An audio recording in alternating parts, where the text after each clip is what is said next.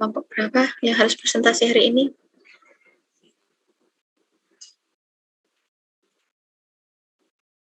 Kelompok 11, Bu. Ya, silakan kelompok 11.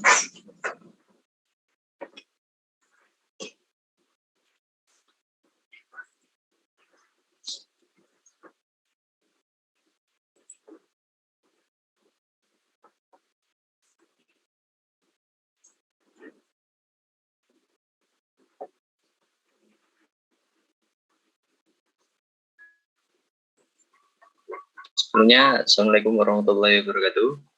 Waalaikumsalam. Waalaikumsalam warahmatullahi wabarakatuh.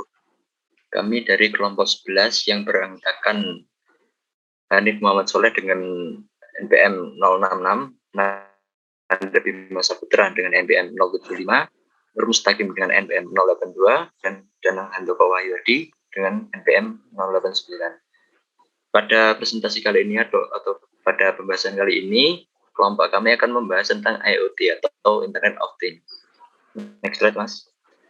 Yang pertama ada pengertian IoT. Teknologi IoT adalah konsep perangkat yang mampu mentransfer data tanpa perlu terhubung dengan manusia, melainkan internet sebagai medianya. Sederhananya, manusia tidak perlu mengontrol benda atau perangkat IoT tersebut secara langsung, jadi menggunakan mekanisme internet. Melainkan manusia bisa mengontrol benda tersebut dari jarak jauh.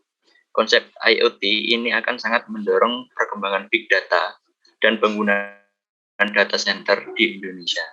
Perkembangan IoT dapat dilihat mulai dari tingkat konvergensi teknologi nirkabel, mikroelektromekanikal atau MIMS, internet, dan QR atau quick response code.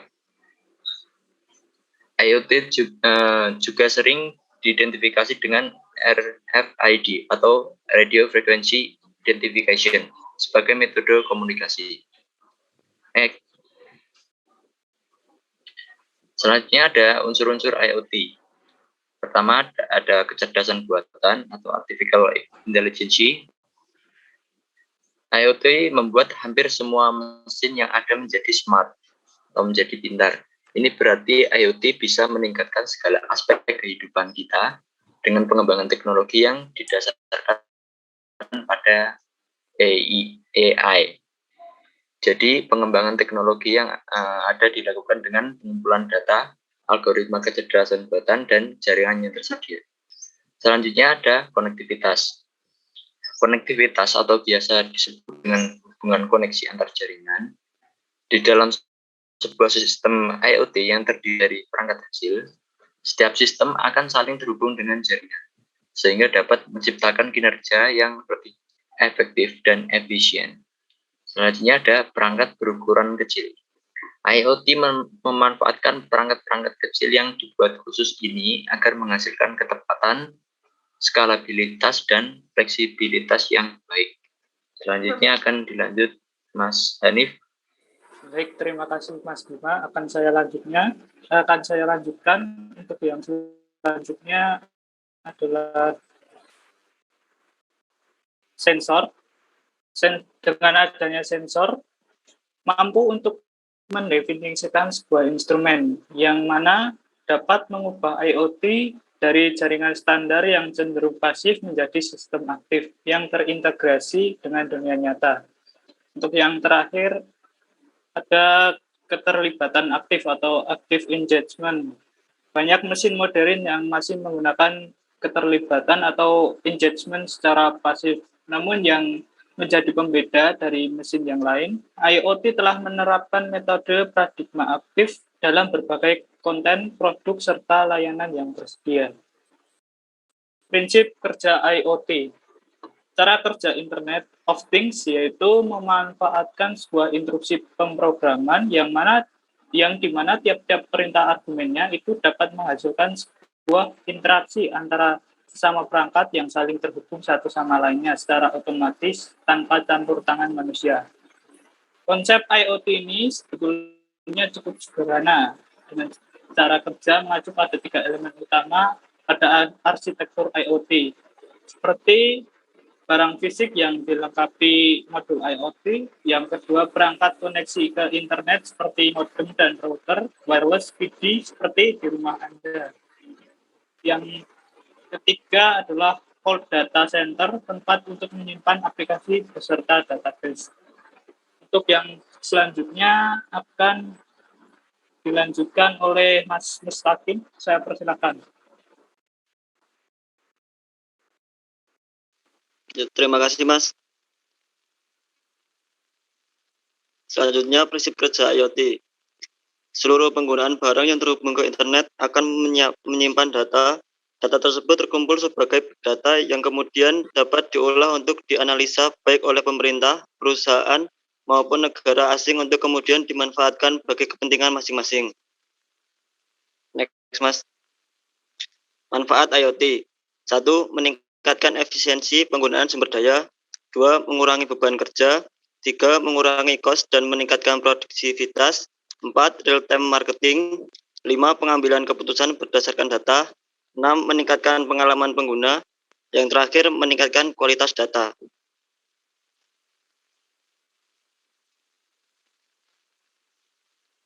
Penerapan IoT.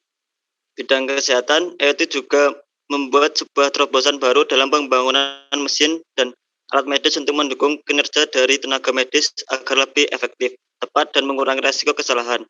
Contoh dari keberadaan IoT dalam dunia kesehatan adalah membantu dalam proses pendataan data jantung, mengukur kadar gula tubuh, mengecek suhu tubuh, dan lain sebagainya. Data yang diperoleh akan disimpan dalam penyimpanan data berskala besar. 2. Ada bidang energi. Dalam adanya IoT sendiri, mampu untuk mengurangi beberapa risiko dari populasi atau pencemaran, pemborosan, dan berkurangnya pasokan sumber daya. Misalkan saja dengan penerapan sensor cahaya, mampu untuk mengurangi penggunaan energi listrik. Selanjutnya akan dilanjutkan oleh rekan saya.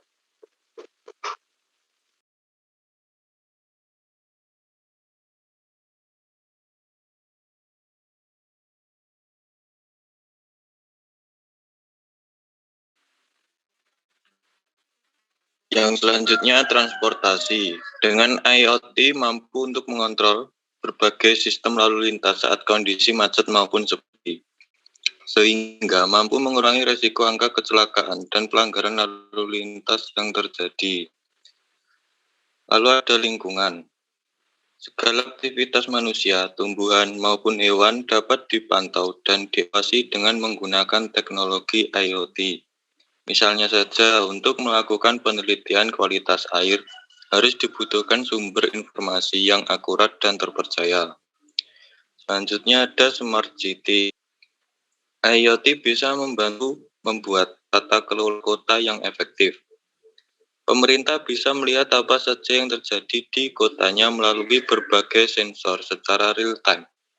Dan dengan demikian akan mampu mengatur tata kelola yang efektif, sehat, nyaman, dengan tingkat keberisikan yang rendah, bebas macet, hemat energi, sistem pembuangan sampah yang optimal, dan jalan-jalan raya yang bebas macet.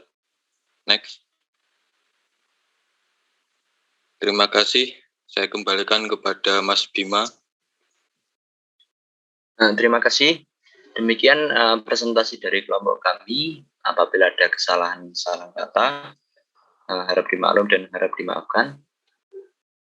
Selanjutnya saya kembalikan kepada Bu Ikrima lagi untuk terkait pertanyaan mengenai materi tersebut nanti bisa didiskusikan seperti biasa di grup WhatsApp. Assalamualaikum warahmatullahi wabarakatuh.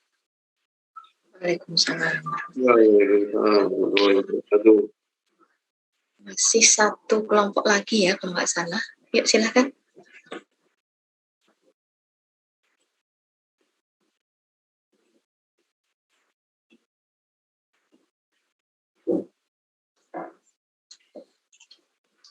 Assalamualaikum warahmatullahi wabarakatuh. Perkenalkan, kami dari kelompok 12 ingin mempresentasikan materi tentang Internet of Things atau IoT yang akan dengan beranggotakan saya sendiri, Tio Indra Lesmana dengan NPM 52007 11021 dan Mas Andrianto dengan NPM 52.007.11.020.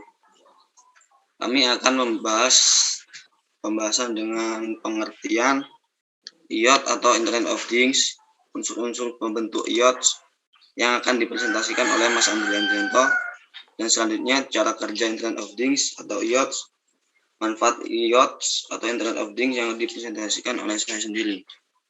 Kepada Mas Andrian Jento, silakan untuk dijelaskan.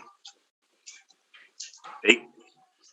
Yang pertama yaitu pengertian IoT.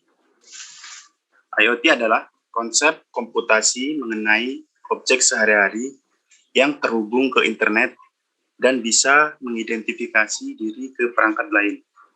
Sedangkan Internet of Things menurut RFID atau Radio Frequency Identification adalah sebuah istilah yang termasuk dalam metode komunikasi, walaupun IoT juga bisa mencakup teknologi sensor lain seperti teknologi nirkabel atau kode QR. Yang kedua yaitu unsur-unsur pembentukan IoT. Ada beberapa unsur pembentukan IoT yang mendasar, termasuk kecerdasan buatan, konektivitas, sensor, keterlibatan aktif, serta pemakaian perangkat berukuran kecil. Berikut kami akan menjelaskan masing-masing unsur pembentukan tersebut sebagai berikut. Yang pertama yaitu kecerdasan buatan. IoT membutuhkan hampir semua mesin yang ada menjadi smart.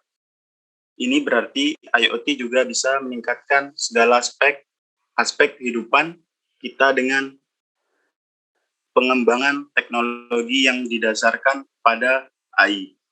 Jadi, pengembangan teknologi yang ada dilakukan dengan pengumpulan data, algoritma, kecerdasan buatan, dan jaringan yang tersedia. Yang kedua yaitu koneksivitas. Dalam IoT, ada kemungkinan yang membuat atau membuka jaringan baru dan jaringan khusus IoT. Jadi, jaringan ini tak lagi terkait hanya dengan penyedia utamanya saja. Jaringannya tidak harus berskala besar dan mahal. Bisa tersedia pada skala yang jauh lebih kecil dan lebih mudah. IoT bisa menciptakan jaringan kecil tersebut di antara perangkat sistem.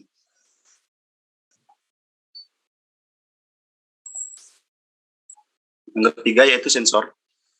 Sensor ini merupakan pembeda yang membuat IoT unik dibandingkan mesin canggih lainnya. Sensor ini mampu mendefinisikan instrumen yang mengubah IoT dari jaringan standar dan cenderung pasif dalam perangkat, hingga menjadi suatu sistem aktif yang sanggup diintegrasikan ke dunia nyata sehari-hari kita. Yang keempat yaitu keterlibatan aktif. Manajemen yang sering diterapkan teknologi umumnya yang termasuk pasif. IoT ini mengenalkan paradigma yang baru bagi konten aktif, produk maupun keterlibatan layanan. Yang terakhir yaitu perangkat berukuran kecil. Perangkat seperti ini diperkirakan para pakar teknologi memang menjadi semakin kecil, makin murah, dan makin lebih kuat dari masa ke masa. IoT memanfaatkan perangkat-perangkat kecil yang dibuat khusus ini agar menghasilkan kecepatan, skalabilitas, dan fleksibilitas yang baik.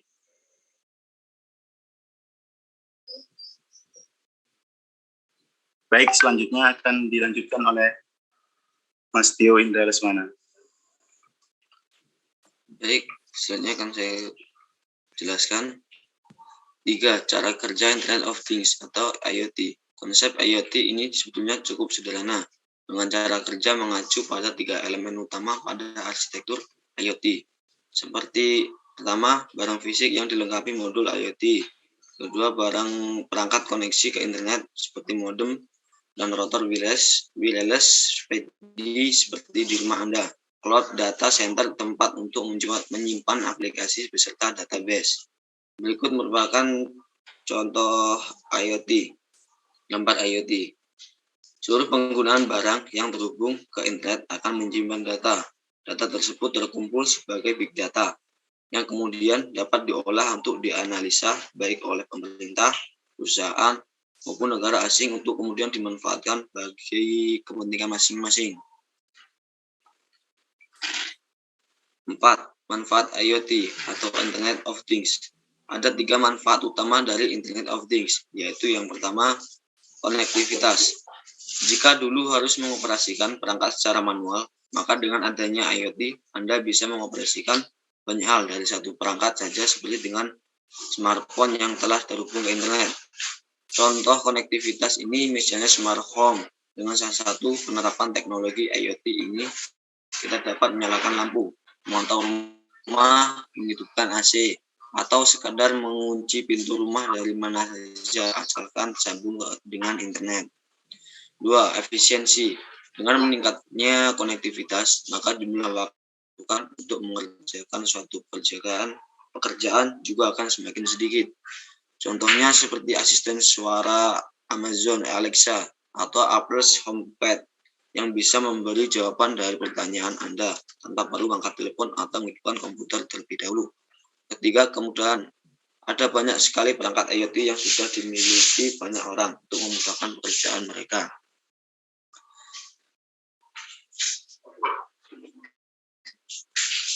Berikutnya Mas, contoh.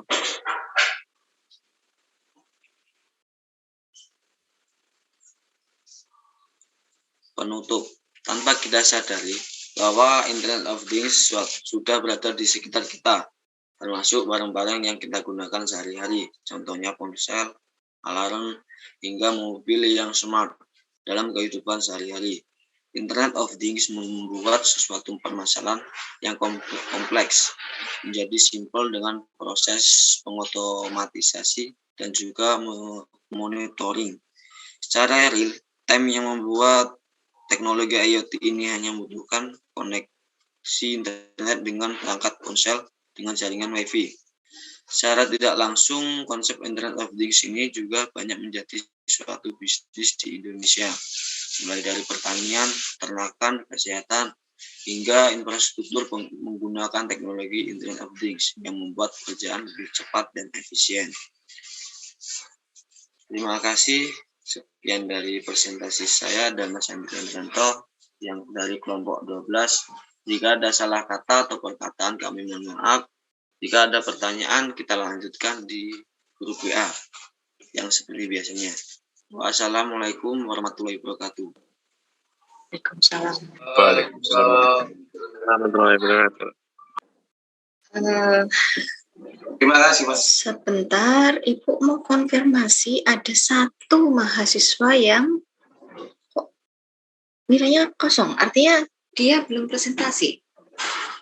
Namanya Yunahar Ilyas, NIM-nya 050. Ini coba minta tolong ketuanya siapa kemarin, memang Ibu yang salah. Ibu yang salah tidak terlewat menilai, atau sebenarnya memang benar-benar dia tidak presentasi, atau dia punya kelompok tapi tidak maju presentasi, seperti apa? Dia nggak ngelis sama sekali, Bu. Oh, nggak ngelis. Iya. Oke, ya udah berarti tapi udah benar ya. Tapi ada di daftar mahasiswanya gitu. Oke. Oh iya deh. UTS juga nggak ikut sih soalnya. Oke. Ya sudah, hanya konfirmasi saja. Oke, makasih sudah presentasi semuanya ya, sudah selesai, dan ini adalah pertemuan terakhir, berarti nanti UAS-nya pun materinya sampai yang hari ini dipresentasikan, gitu ya. Memang di sini Ibu hanya mengangkat pendahuluan ya, judulnya memang pendahuluan IoT. Untuk mungkin nanti di elektro ada beberapa lanjutannya lagi ya. Kurikulum baru Ibu masih kurang melihat apakah ada lanjutannya untuk IoT ini. Kayaknya ada. Nah, IoT ini sekarang sudah banyak dipakai, terutama mahasiswa elektro dan teknik komputer kalau nggak salah untuk tugas akhirnya, ya. Untuk tugas akhir banyak sekali yang berbasis IoT. Jadi mengendalikan misalkan sensor apa banyak sensor, kemudian bisa dikendalikan berbasis IoT ini. Jadi nanti mahasiswa biasanya mengendalikan atau kadang-kadang kontrol, kadang-kadang monitoring, ya. Jadi bisa saja hanya monitoring, gitu ya. Monitoring itu berarti hanya melihat saja, melihat data, gitu ya. Misalkan suhu, gitu ya. Ada sensor suhu, kemudian nanti kita membuat suatu istilahnya aplikasi yang di HP, begitu ya, sehingga bisa dikontrol via HP atau berbasis web bisa.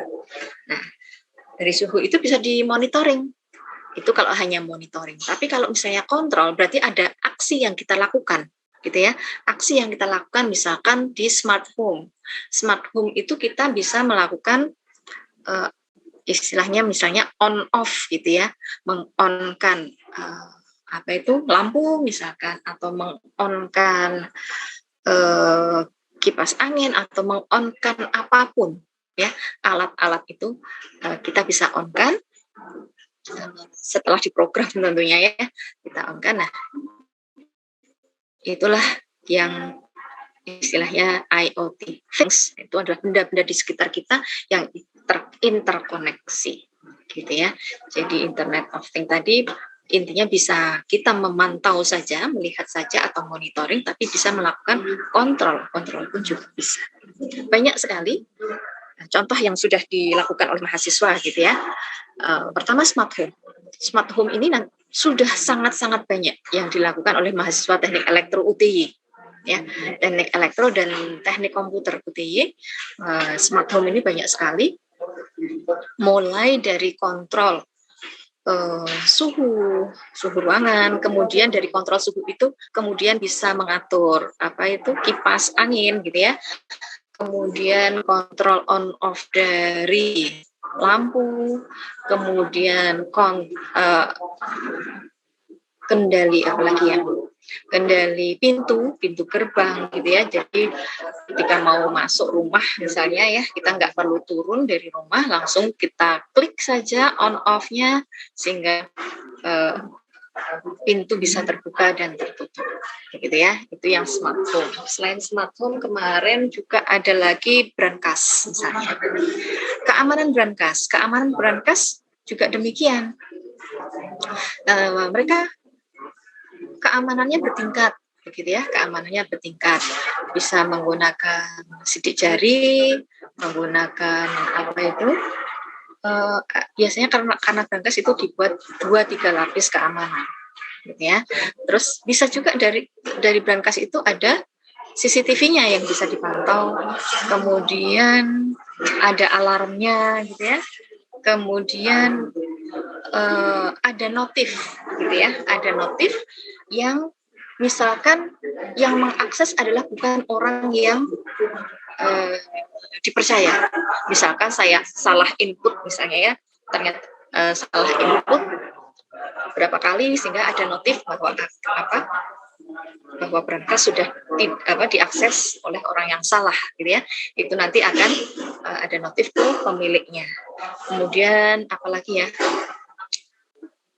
banyak sekali yang sudah dilakukan oleh mahasiswa teknik elektro dan teknik komputer, gitu ya.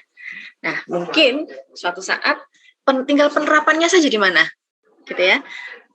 Kemarin juga yang air kolam, kekeruhannya, misalnya, ya, kolam, kemarin beberapa kolam ada yang memantau akuarium, memantau pH-nya. Kemudian kalau pH-nya buruk maka air akan mengalir, gitu ya. Air akan mengalir sampai kejernihan tertentu dan pH tertentu, itu juga ada. Kemudian terlalu banyak sehingga saya lupa, macam-macam, ya. Dan itu mungkin suatu saat menjadi ide bagi kalian, walaupun ini mungkin masih di awal, ya, mahasiswa masih baru ini, tapi harus punya planning ke depan mau ngambil TA-nya apa, ya. Jadi di teknik elektro terutama ada rata-rata ada 2 TA yang dilakukan? Pertama, analisis. Analisis yang kedua adalah membuat alat. Untuk yang membuat alat, rata-rata sudah berbasis IoT. Jarang kalau hanya otomatisasi saja. Ya, membuat alat biasanya sudah berbasis IoT. Analisis apa? Analisis biasanya yang untuk ketenagaan, ya. Yang untuk ketenagaan biasanya mengambil data dari PLN atau perusahaan tertentu, kemudian dianalisis hasilnya seperti apa. Misalnya kurang bagus, maka dia mengusulkan metode tertentu untuk memperbaiki kinerja atau kondisi yang ada. Seperti itu biasanya. Atau mungkin ada lagi tidak buat alat, misalnya tentang pengolahan citra juga bisa. Pengolahan citra atau apapun nanti menggunakan AI, ya, artificial intelligence atau kecerdasan buatan. Nah, itu beberapa tugas akhir yang dilakukan oleh mahasiswa teknik elektro. Ya, jadi sekarang sudah ada bayangan dulu, jangan nanti mendekati nanti. Kalau sudah ada bayangan, bisa mempersiapkan sejak dini. Ya, saya minatnya di bidang apa sih? Ya, minatnya di bidang apa? Di bidang membuat alat, controlling, gitu ya, atau ketenagaan, atau di bidang apapun. Ya, fokus ke sana. Dan mata kuliah selanjutnya lebih fokus ke bidang itu. Ya. Oke, kita lanjutkan tanya jawab ya di grup WA. Seperti kemarin share PPT di grup WA, kemudian tunjuk satu orang